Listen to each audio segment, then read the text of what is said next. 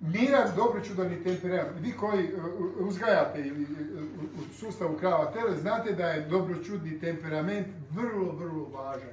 Upravljati stadom u sustavu krava tele nije jednostavno. A ako to nije dobročudna pasmina, stvaraju se određeni problemi, odnosno postaje to dosta zahtjevno. U našem slučaju, dakle, Saler se između ostaloga radi selekcija na temperament. To je iznimno, iznimno važno. Vi ste vidjeli da Saler ima rogova, ima ih i bez rogova, i genetski bez rogova, no međutim, baš zbog tog temperamenta je kod nas u Hrvatskoj mi uopće ne skidamo rogove. Pa nisu prijetnja nikakva. To samo tako izgleda. A ljepota pasmine s tim rogovima, naravno da je posebno tu ističe se.